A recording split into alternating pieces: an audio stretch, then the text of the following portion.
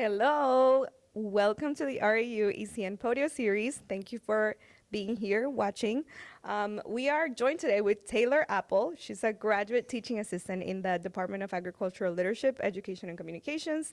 I'm going to let her introduce herself and talk a little bit more about yourself. Sure. And then I would like for you to tell us how was your experience in Costa Rica. So Taylor just went on an experience study abroad in Costa Rica. So we kind of want to know, like, what did she learn from that? You know, what did she gain? What insights? Because usually RU experiences are tailored to undergraduate students. So we just want to get the graduate perspective here. So go ahead, Taylor. Absolutely. Howdy, everybody. Like she said, my name is Taylor. Last name is Apple. I'm a doctoral candidate in the Ag Leadership Education and Communications program. My research interest is in create employability of agriculture communications graduates, specifically looking right now for my dissertation in the ag literacy space and figuring out what ag communicators need to know about agriculture. At the end of the day, I care a lot about being an innovative educator, making students feel like they belong where they choose to be, and helping them find a place in the world and how they fit in whatever their chosen path is. So, answering your question about Costa Rica. I want to be an educator at a university level. I do have some experience already doing that, and I was supposed to lead a study abroad. And I left that position, came here full time for my doctoral work, and I was like, man, I'm not going to get to do the study abroad before I graduate. And then there was some conversation about Costa Rica happening, and I talked to Dr. Gary Wingenbach, and I said, hey, Dr. Wingenbach, can grad students go on this course? Tried to learn a little bit more about that, and he said, let me think about some things. And I was really, just talking to him about, hey, I want to see it from the student perspective before I lead it. I think that's a valuable experience. Students want to hear that you have experience doing something they want to be related to, they want to have meaning, and if you've done that thing before, they can usually relate to you better. So that was part of my motivation. And then I'm also just like a really big coffee nerd, and Costa Rica is like the place for that. And so I knew we would probably get to do that. So my motivations purely were from a teacher-centric standpoint of I want to be better for my students, so I want to get this experience so that I can create good experiences for them, and I just want to drink coffee. So those are my two low-hanging reasons, I would say. I got you. So for Yeah. those of you who don't know Taylor, she was born to teach. I feel like she really does everything for her students. So Yeah. that's one thing I admire about you. And well, yeah, tell us about how this experience shaped your perspective. You know, how did that Yeah. shape your perspective in like teaching aspects, Yeah. maybe in the research aspect? Even though I don't know if you actually got involved in research in the Yeah. experience or not, but yeah. So avenues for research, of course. We went on that trip, Dr. Wingenbach and Dr. Vincent, Dr. Landaverde, and others that supported our travel. They were really open to whatever we wanted to do. So we, myself and two other graduate students, registered for a directed studies course, and they said, we want you to create a graduate student syllabus. We want you to create a course for this. So basically our job there was observational learning. In a way, we were looking at the program itself and seeing the undergraduate experience and how it could be turned into a graduate experience, not just in Costa Rica, but applicable to other departments, other international settings. So while I was there, I experienced things I didn't expect to experience. One, some generational differences. So I'm a millennial on the low end of that, and then experiencing learning through the lens of this specific age group of students was different for me.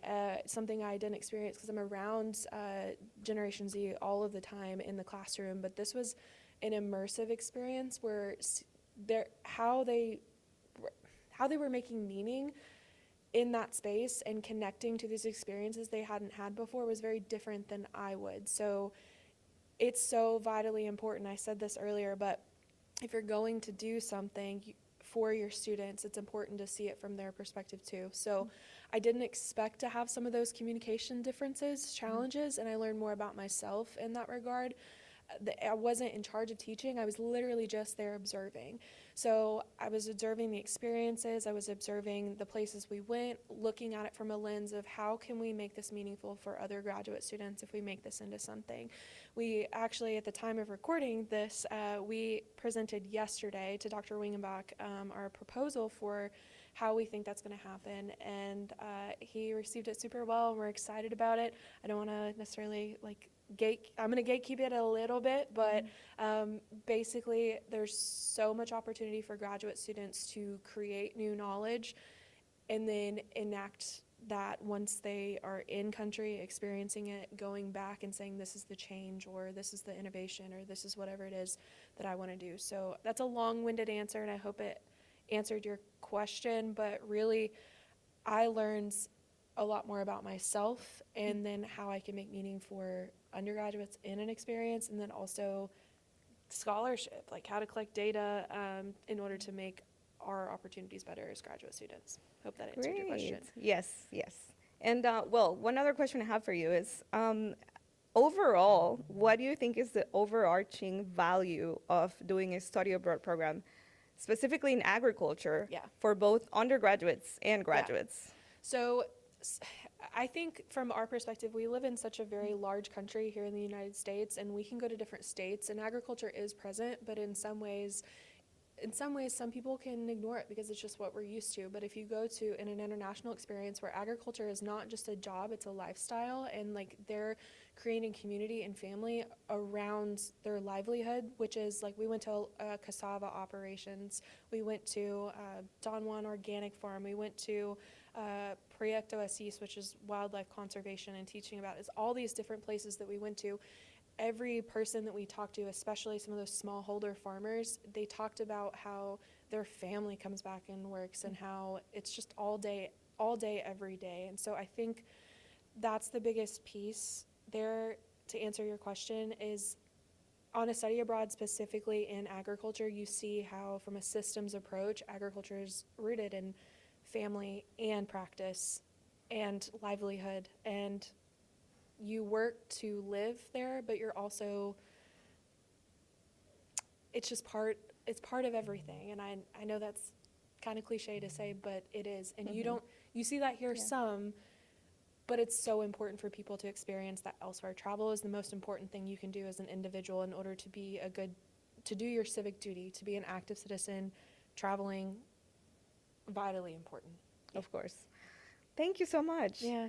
Well, one last question for you. Yeah. So, I know that a lot of people maybe don't have the funds to do a travel abroad and like fund themselves. Yeah. So like, how did you approach this? Or like, Yeah. what advice would you give to those who are like, okay, I want to do a study abroad, but I don't really have the funds, personal funds to do it. Like there's ways you can get funding for it. So here at Texas A&M and elsewhere, we have incredible faculty that if you have a good relationship and a good connection with them, and you show your value and how you guys can work together, that's going to leaps and bounds. You don't just not socialize and then come to somebody and say, hey, give me money to go do this, I want to do it. No, you have to build a connection ahead of time, genuine connection, and then opportunities come. So that was what helped support me mostly, was just having that conversation with Dr. Wingenbach and then showing that like I can be productive.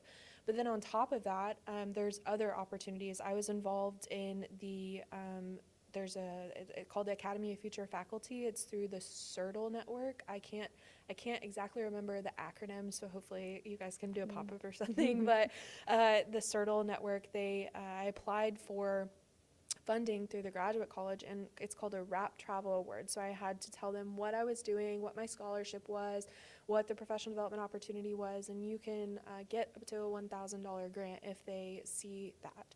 So I was awarded that grant. It was amazing. So that covered a big portion of it. I crowdsourced just a little bit with family and friends to show them like, hey, I'm an innovative educator, but this is something I haven't done before. Can you support that? So they give me, some money to spend on buying coffee, and if I brought some back for them, the caveats. But there's also here at Texas A&M, we do have some short-term loan options that are interest-free that were super great. So I'm sure other universities also support that. Texas A&M does an excellent job at it. So yeah, there's some out-of-pocket things that you have to do, but I had a professor at Oklahoma State that he wasn't my direct professor, but he's very well known, Dr. Shannon Farrell. His iconic quote is short-term investments lead to long-term payouts. And so that's the strategy. If you want to get, your end goal, you want to get to that point, you have to pursue the opportunities to get there and know what it takes to be able to make it happen. So yeah, lots of opportunities, Yeah. build connection, apply for things, and see where it goes. Great. Well, Yeah. thank you so much for your valuable insights, Taylor, and Thanks for having we'll me. see you next time on our next episode of the Bye. REUACN.